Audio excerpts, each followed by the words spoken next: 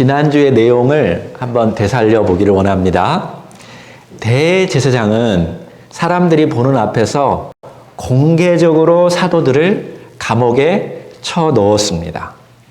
그러나 벗의 하나님은 한밤중에 천사를 통해서 그들을 감쪽같이 꺼내었습니다. 아침 일찍 공회원들은 사도들을 재판하기 위해 모였지만 돌아오는 보고는 감옥문은 닫혀 있고 간수들은 서 있지만 안에 들어가 보니까 아무도 없었다라고 보고하였습니다. 그때 어떤 사람이 말하기를 지금 사도들이 솔로몬 행각에서 예수의 이름을 증거하고 있다라고 보고하자 성전 맡은 자와 부하들이 가서 사도들을 정중하게 데리고 왔습니다. 왜냐하면 모든 진실을 알아차렸던 백성들이 돌로 칠까봐 두려워했기 때문에 그렇습니다.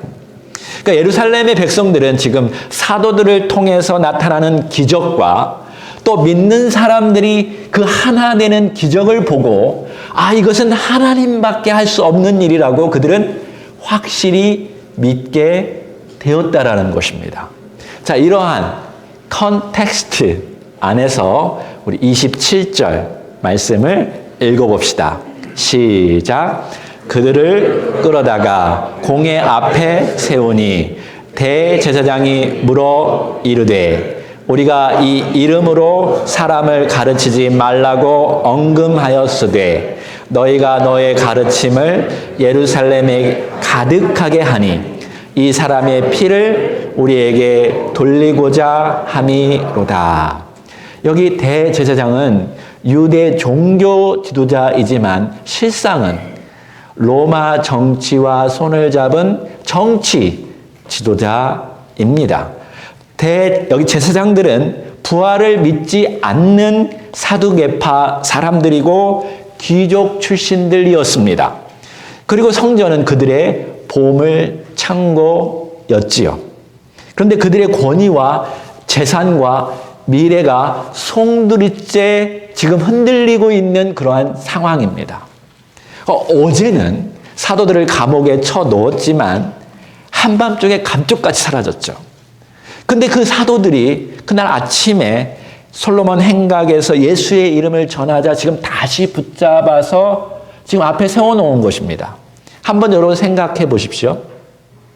만약 여러분이 대제사장이라면 어떠한 질문을 했을까요?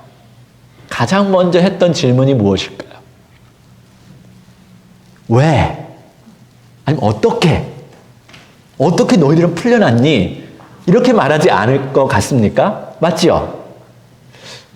간수들이 혹시 풀려준 거 아니야? 아니면 진짜로 하나님이 풀려주었어? 라고 먼저 말해야 맞지요? 근데 그렇게 말하지 않았어요. 만약 간수들이 풀어주었다면 이미 성전 안까지 사도들의 사람들로 지금 변했다라는 증거입니다. 근데 만약 하나님이 풀어주었다면 그들을 감옥에 넣었던 그들이 죄인이 된 것이죠. 그래서 이 대제사장은 이렇게 신문합니다. 우리가 예수의 이름으로 사람을 가르치지 말라라고 strict order, 정말 강력하게 명령했는데도 너희들은 왜 계속해서 그의 이름을 가르치느냐? 왜 예수의 죽음과 부활을 예루살렘에 가득 차게 하여서 예수의 피를 우리에게 돌리고자 하느냐라고 지금 질문한 것입니다. 제가 아주 좋아하는 것이 있는데 가득 차다라는 말이죠. 우리 크리스찬들도 좋아하는 단어지만 사람들이 아주 좋아하는 단어예요. Filled with. 저는 여러분에게 우리의 마음에 가득 찬 것이 어디로 나온다고요? 입으로 나온다고 늘 말했어요. 그러니까 텅 빈 상태로 놓으면 절대로 안 됩니다. 그러면 공허하고 허무할 뿐이에요. 그러면 7 귀신이 들어와서 더 망쳐놓습니다. 여러분, 사도들은 성령이 충만하여 입을 열자 생명의 말씀이 나오게 되었습니다. 그것이 예루살렘에게 가득 찼다라고 지금 말하고 있죠. 그러니까 여러분, 성령 충만은 말씀 충만과 연결되어 있는 거죠. 자, 반면에 대제사장과 공회원들은 시기로 가득 차 있었습니다. 그러면 분노가 나오고요. 진실을 왜곡하고 또 자신들이 행했던 나쁜 짓까지 다 잊어버리게 되었습니다. 대제사장은 전에 자신의 입으로 그 피를 우리에게 돌려주어도 좋다라고 말했어요. 빌라도가 3번 강력하게 예수를 살리고자 할 때에 대제사장은 그 피를 내가 책임질 테니까 나한테 다 돌려라 하고 십자가에 못을 박으라고 말했는데요. 지금 다 잊어버렸어요. 그죠? 의외로요. 여러분, 상처를 준 사람은 자신이 과거에 어떤 말을 했는지 다 잊어버립니다. 그러니까 상처받은 어린 영혼들이요, 여러분도 너무 큰 상처를 받지 마십시오. 간직하지 마세요. 여러분의 마음은 지금 무엇으로 채우고 있나요? 여러분 정말 하나님께서 주시는 것으로 채우기를 원하십니까? 여러분, 우리 하나님은 우리에게 복을 주실 때 제가 늘 강조하는데요. 충만히 주시는 분이세요. 조금 주시는 분 아니에요. 어제 아주 맛있는 그 음식을 많이 차려놓았는데 주인이 당신은 고기 한 조각만 먹고 집에 가시오라고 하면 여러분의 어떨까요? 속 터져 죽을 거예요. 그죠? 여러분, 하나님이 주신 자연을 한번 상상해 보세요. 여러분, 하늘 위에 밤하늘에 무수한 별들로 충만히 채워져 있습니다. 물속을 보면요, 무수한 물고기들로 충만히 채워져 있죠. 여러분이 땅들로 보세요. 맛있는 것들로 가득 채워 있습니다. 그죠? 돼지고기, 소고기, 닭고기, 얼마나 맛있는 것들이 많습니까? 여러분, 과일 나무도 제가 볼 때 전 깜짝 놀라요. 조그만 나무 하나에 열매들이 풍성하게 가득 열려가지고 다 충만히 먹으라고 하나님께서 우리에게 그렇게 다 만들어 주셨어요. 저는 여러분이요, 하나님의 영으로, 성령으로 충만하기를 원합니다.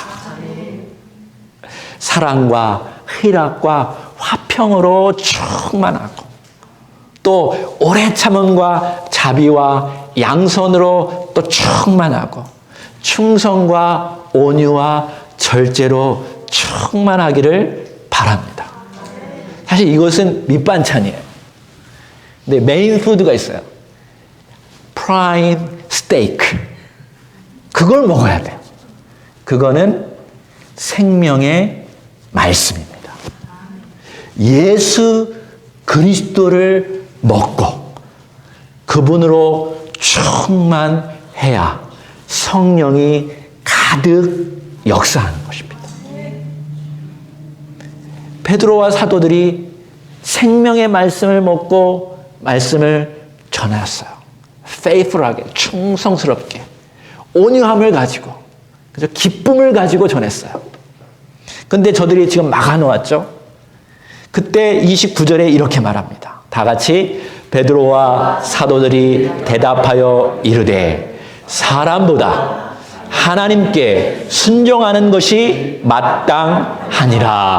아멘. 얼마나 믿음의 말이 막 팍 나옵니까? 그 다음 30절, 31절, 32절에 사람보다 하나님께 순종해야 하는 이유를 또박또박 말하고 있습니다. 여러분, 성령님께서 역사하시면 여러분 이렇게 말할 수 있어요. 30절. 너희가 나무에 달아 죽인 예수를 우리 조상의 하나님이 살리시고. 첫째, 너희가 예수를 죽였지만 하나님이 그 예수를 살렸기 때문에 나는 사람보다 하나님께 순종한다. 할렐루야. 베드로는 지금 직설적으로 꼭 집어서 얘기합니다. 두려움이 없어요. 너희들이 나무에 매달린 그 예수를 하나님이 살리셨다. 나는 그러므로 하나님께만 순종한다라는 거죠. 두 번째 31절. 이스라엘에게 회개함과 제사함을 주시려고 그를 오른손으로 높이사 임금과 구주로 삼으셨느니라. 둘째, 너희들이 죽인 예수를 하나님께서 높이 올려주셔서 왕과 구세주가 회개하셨다. 그래서 이스라엘에게 다 회개케 하고 그 죄를 사해 주기 때문에 나는 사람의 말이 아니라 하나님께 순종한다라는 것입니다. 할렐루야. 하나님은 지금도 왕으로 계시고 구세주로 되어주셔서 많은 사람들을 여러분 구원하기를 원하십니다. 32절 세 번째 이유입니다. 우리는 이 일의 증인이요. 하나님이 자기에게 순종하는 사람에게 주신 성령도 그러하니라 하더라. 셋째는 우리는 이 일의 증인이고 또 하나님께 순종하는 자에게 주시는 성령도 증인이기 때문에 우리가 사람보다 하나님께 순종한다라는 거예요.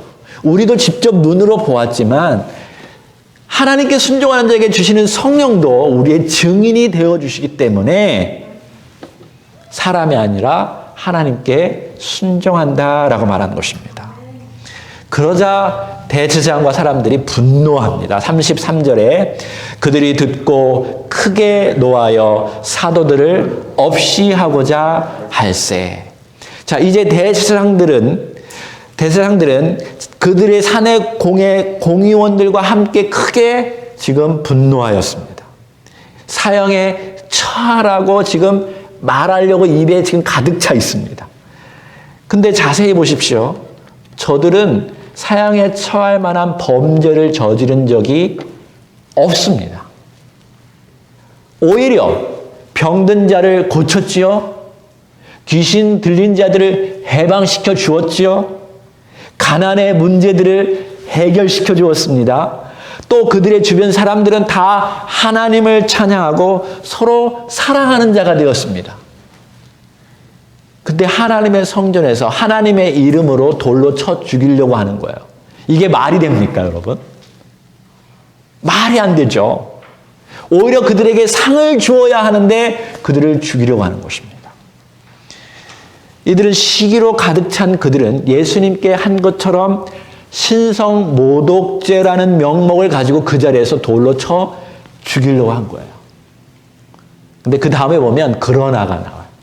그러나 but 34절 바리새인 가말리엘은 율법 교사로 모든 백성에게 존경을 받는 자라 공회 중에 일어나 명하여 사도들을 잠깐 밖에 나가게 하고. 그때 바리새인 가말리엘은 먼저 사도들을 좀 밖에 나가게 합니다. 왜 그랬을까요? 사두개인들이 계속 그들을 쳐다보면 금방 죽이려고 명령할 것이기 때문에 아마도 밖에 나가게 한 것 같습니다. 그러나 벗의 하나님은요, 천사들을 통해서 감옥에서 꺼내기도 하시고 또 이 사도들이 재판받을 때는 가멜리아라는 사람을 통해서도 위기에서 구출하시는 하나님인 것을 저는 믿습니다. 여러분, 하나님은요, 우리가 미처 생각하지 못하는 방식으로 일하시는 분이세요. 우리를 미처 생각하지도 못하는 그 순간에 하나님은 우리를 구원해 주시고 구해 주시는 하나님이십니다. 그 부분이 참 재미있어요. 여러분, 천사들을 보내서도 구해 주시기도 해요. 또 큰 나라의 왕들을 통해서도 하나님은 구해 주십니다. 또 갈릴리 촌놈 아무것도 모르는 사람들을 통해서도 하나님은 우리를 도우시고 일하십니다. 근데요, 동물들도 사용하더라고요. 여러분, 나귀까지도 사용합니다.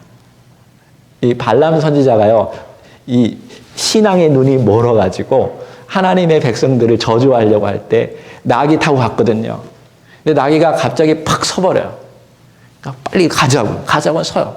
그래서 엉덩이를 세 대에 팍 때렸어요. 나귀가 뭐라고 한지 아세요? 왜 때려! 라고 말했어요. 제가 지금 농담 안 하는데 성경이 그대로 얘기해요. 그리고 나귀가 입을 열어가지고요, 눈을 떠서 보라고. 그래서 영적인 눈을 뜨니까 앞에 천사들이 무기를 들고 발람 선지자를 죽이려고 한 거예요. 하나님은 재미있는 하나님이세요. 우리가 미처 상상하지 못할 방식으로 깨닫게 하시고 도우시는 분이 우리 하나님이세요. 산에 들인 공회원들, 그 가운데 한 사람을 통해서도 마음을 바꾸셔가지고 그 순간 위기를 구출하시는 분이 우리 하나님이신 것을 믿습니다. 자, 가멜리엘은 계속해서 두 명의 예를 드는데요. 36절에 이전에 드다가 일어나 스스로 선전하매 사람이 약 400명이나 따르더니 그가 죽임을 당하매 따르던 모든 사람이 흩어져 없어졌고, 여기의 내용들을 보면요, 시간을 자세히 표현하고 있는데 세 가지 시간대가 나와요. 첫 번째로는요, 우리 시대 이전에 sometimes ago, 드다가 일어나 자기가 어떤 somebody, 다시 말해서 메시아라고 자처하자 대략 400명이 따랐지만 그가 죽자마자 다 흩어져 버렸다, 다 없어졌다 라고 지금 설득하는 거예요. 그 다음 내용 37절, 두 번째 시간대가 나오는데 그 후죠. 드다 후에 호적할 때에 갈릴리의 유다가 일어나 백성을 꿰어 따르게 하다가 그도 망한즉 따르던 모든 사람이 흩어졌느니라. 그러니까 드다 다음 시간대에 헤롯이 인구 조사할 때입니다. 다시 말해서 AD 6년이나 7년 때입니다. 그때에도 갈릴리의 유다라는 사람이 일어났어요. 메시아라고 말했겠죠. 많은 사람들이 따랐다라는 것입니다. 그럼에도 불구하고 시간이 지나자 그가 죽어버리자 다 흩어졌다라는 거예요. 염려하지 말라라는 거예요. 그런데요, 1세기 역사학자 요세푸스가 있습니다. 그가 이렇게 말했어요. 드다는 AD 44년경에 반역을 일으킨 자라고 기록하고 있습니다. 다시 말해서 성경의 기록과 다릅니다. 그렇다면 누가의 기록이 맞을까요? 역사학자 요세푸스의 기록이 맞을까요? 여러분은 좀 공평하지 않는 것 같은데 성경이 틀릴까요? 근데 잘 보십시오. 요세푸스가 누굴까요? 요세푸스가 유대인의 역사를 기록한 것은 도미티안 황제 때, 다시 말해서 AD 92년 때예요. 그러나 누가복음과 사도행전은 AD 70년대에 쓰여졌습니다. 그 당시 잘 보세요. 사도들은 자기 목숨을 내놓고 복음을 전할 정도로 세상과 타협하지 않고 진실을 말했던 사람들이에요. 그러나 로마 제국과 싸웠던 유대 장군이었던 요세푸스는 67년경에 로마 포로가 되었는데 그를 살려두는 대신에 이 로마의 관점으로 유대 역사를 기록한 사람입니다. 그러니까 사람을 이해할 때 그 사람의 배경도 이해할 필요가 있어요. 그렇다면 누구의 데이터가 더 신빙성이 있을까요? 저는 이렇게 말하고 싶은 거죠. 자, 사실 요세푸스는 드다를 따르는 사람이 몇 명인지 기록하고 있지는 않아요. 그냥 AD 43년경에 있었다라고만 말하죠. 근데 누가는 400년이라는 숫자를 기록해주고 있습니다. 그렇다면 그 당시 역사에 관심이 있었던 유대 사람들은 누구의 말에 더 신빙성을 가지고 있었을까라는 것이죠. 그 당대 사람들은 어떻게 역사를 기록하고 기억했냐면 대부분 기억하다가 글을 쓴 거죠. 그죠? 예수님 시대에도 다 기억하다가 사도들이 죽자 글을 남긴 거예요. 그러니까 역사학자들도 마찬가지입니다.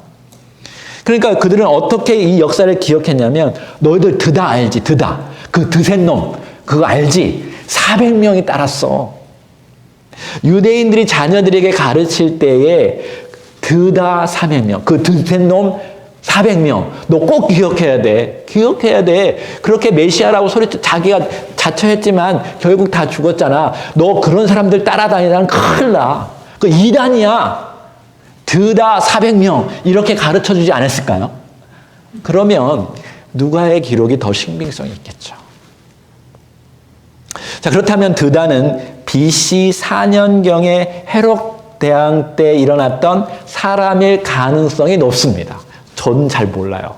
가능성이 높은 거죠. 왜냐하면 요세푸스는 폭동을 일으킨 사람들이 계속 많이 나타났다라고 기록하고 있기 때문에 그렇습니다. 다시 말해서 이름은 같은데 다른 사람일 가능성이 크다라는 거예요. 여러분, 한국 사람들도 한국 사람들처럼 유대인들도 이름이 같은 사람이 많습니다. 그렇게 알고 있어야 돼요. 여러분, 한번 구글을 여러분의 이름에 쳐보면요, 여러분과 똑같은 이름의 수많은 다른 사람들을 볼 수 있습니다. 그래서 저도 한번 쳐본 적이 있거든요. 최병학 하니까 쫙 뜨더라고요. 그래서 최병학 목사 쳐봤어요. 엄청 많아요. 근데 놀라운 건요, 사기꾼 최병학 목사도 떠오르더라고요. 저 아닙니다.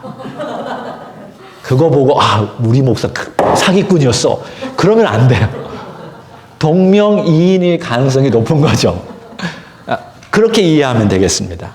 자, 38절 시작. 이제 내가 너희에게 말하노니 이 사람들을 상관하지 말고 버려두라. 이 사상과 이 소행이 사람으로부터 났으면 무너질 것이요 만일 하나님께로부터 났으면 너희가 그들을 무너뜨릴 수 없겠고 도리어 하나님을 대적하는 자가 될까 하노라 하니.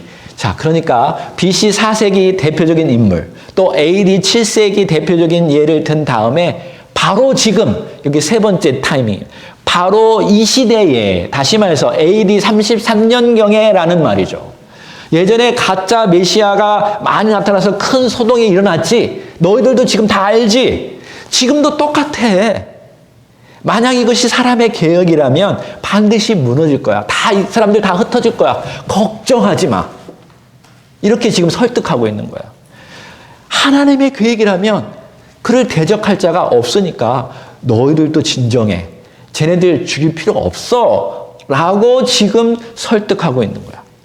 근데 유대인들에게 가장 두려운 것은 뭐냐면 하나님이에요. 그래서 그들은요, 가멜리엘의 말에 설득된 것입니다.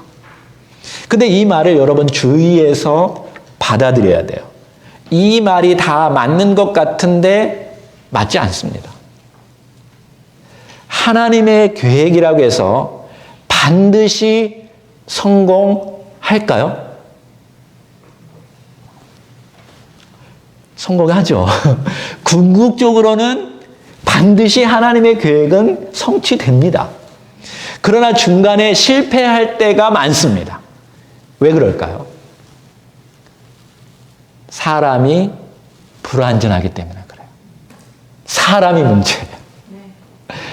아담과 하와가 하나님의 완전한 계획을 망쳐놓았죠. 그러므로 여러분, 단기적으로 중간에 어떤 현상을 보고 이것은 하나님의 계획이었어, 아니었어 라고 말하는 것을 조심하시기 바랍니다. 단기적으로 누군가가, 여러분에게 어려움을 주었던 누군가가 교통사고가 났어. 그러면 이거는 하나님의 뜻이야 라고 말하는 그런 것은 조심하시기 바랍니다. 항상 길게 보셔야 돼요. 장기적으로 보셔야 돼요. 그래서 함부로 판단하는 것은 주의하셔야 합니다. 자, 40절. 그들이 옳게 여겨 사도들을 불러들여 채찍질하며 예수의 이름으로 말하는 것을 금하고 놓으니. 자, 유대 종교 지도자들은 가멜리엘 말을 듣고 옳다고 여겼지만 완전히 믿지는 않았어요. 그들이 완전히 믿었다면 채찍질하지 않았을 것입니다. 그죠? 하나님께서 하신 것이라면 하나님이 결정하니까 그냥 끝날 거라고 했는데 그렇게 하지 않았어요. 그러니까 모순 덩어리들이에요. 우리 사람들은 모순 덩어리들이에요. 그 당시 유대의 관습은요, 40에 하나 감한 매를 때렸습니다. 그러니까 그 이상을 때리면 너무 잔인한 것이기 때문에 39대를 때리는 것이 유대인들의 관습이었어요. 한번 상상해 보십시오. 여러분, 사도들을 불러들여서 회초리를 가지고 이렇게 살짝 때렸을까요?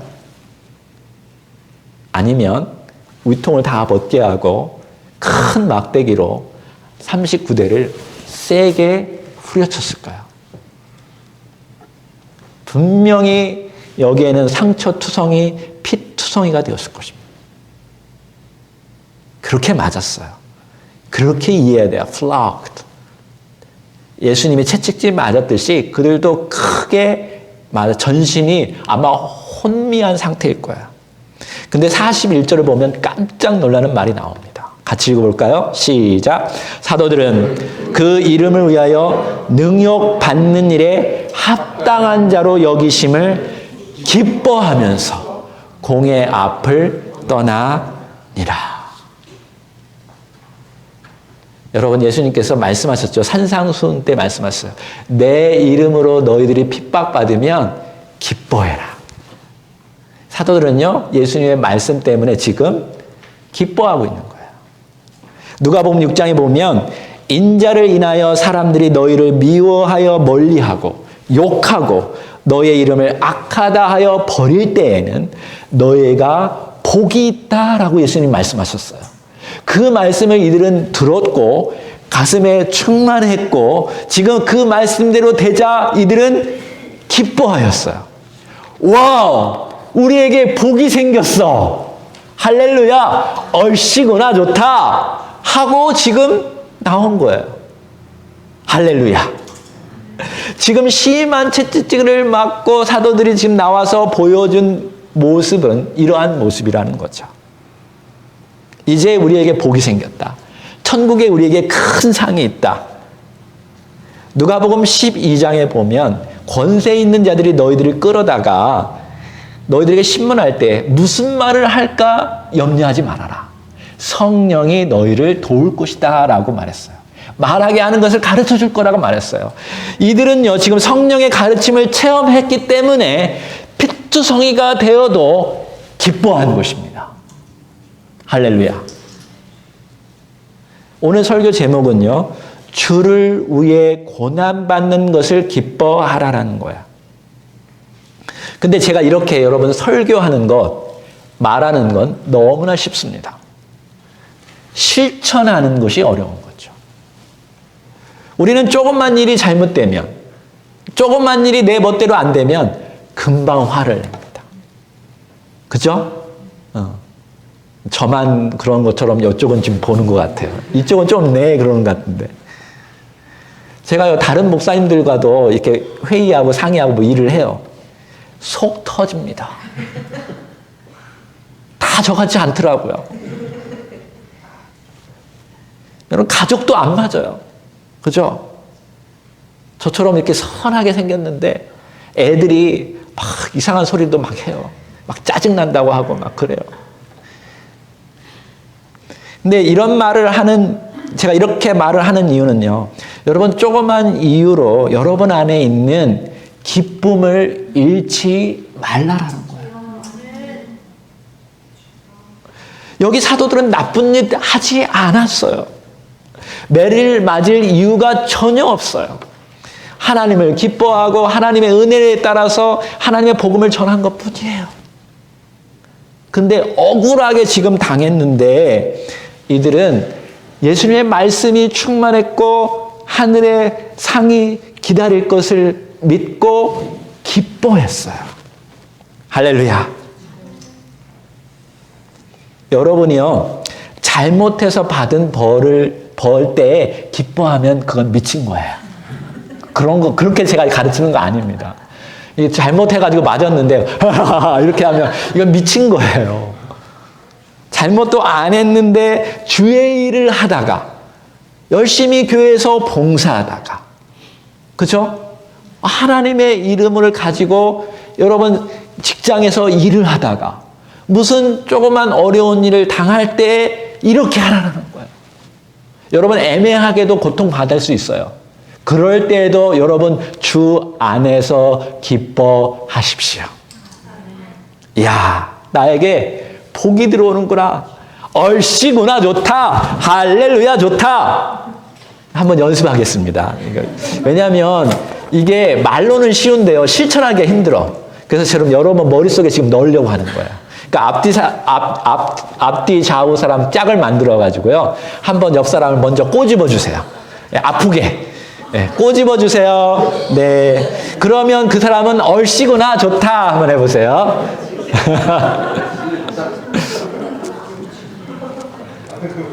네.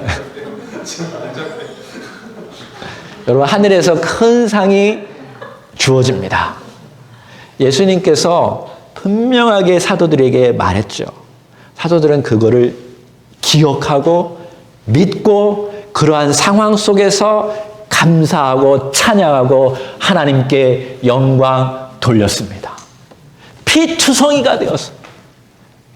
절뚝거리면서 겨우 움직이는데 다들 서로 보면서 얼씨구나 좋다 이렇게 하고 나왔다라는 말이에요. 42절 마지막 절입니다. 시작. 그들이 날마다 성전에 있든지 집에 있든지 예수는 그리스도라 가르치기와 전도하기를 그치지 아니하니라. 큰 모임에 가든 집에서 모이든 여기 교회 오든 우리 김정진 선생님 집에 가든 예수는 그리스도다. 예수도 여러분 구원이라는 이름을 가지고 있고요. 그리스도도 하나님이 기름 부은 자, 하나님의 선택한 자, 하나님의 구원자라는 말이 있는 거예요. 예수만이 이 세상을 구원합니다. 예수만이 죄에 빠져서 지옥에 갈 사람들을 하나님 나라로 이끌게 하는 메시아 구원자입니다. 우리 교회 안에서 이게 반드시 선포되어져야 하고 우리 가정 속에서 여러분의 삶 속에서 예수만이 나의 구원자요. 내 생명의 주인이요.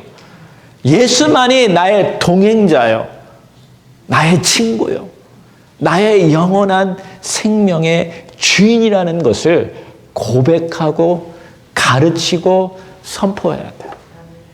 영어로 보니까 didn't stop preaching and teaching. 여러분, preaching이 중요한데요. 이거는 그냥 설득하는 거 아니에요. 선포하는 거예요. 내 안에 있는 거를 선포하는 거예요. 그럴 때 능력이 나오는 것입니다. 선포하십시오. 예수가 여러분의 그리스도요 구원자이십니다. 그리고 가르치세요. 배우기를 원하는 분 가르치세요. 예수님께서 가르친 모든 것을 사도들은 지금 하나씩 하나씩 다 가르쳐 주는 거예요. 이 역경과 곤란과 환란을 경험하고도 기뻐하면서 지금 가르치니까 듣는 사람들이 팍팍 들어오는 거죠. 아, 이게 신앙생활이구나. 아, 이들이 성령 충만하니까 예수님의 말씀이 떠오르게 되었고 환란과 역경 속에서도 이들이 기쁨의 열매를 맺는 거구나. 성령의 9가지 열매 중에 두 번째가 회랑, 기쁨입니다. joy. 아, 이거구나. 아, 예수 그리스도의 말씀을 먹고 예수 그리스도 안에 사니까 성령이 함께하고 어떤 역경이 와도 이들이 기쁨의 열매를 드러내는구나. 이게 성령과 함께하는 사람들의 모습이구나. 그래서 이제 앞으로 환란이 닥칩니다. 엄청난 환란이 닥쳐요. 근데 이들은 기쁨을 잃지 않고 예수는 그리스도라고 계속 전파하는 내용이 사도행전의 다음 내용들입니다. 기대하십시오.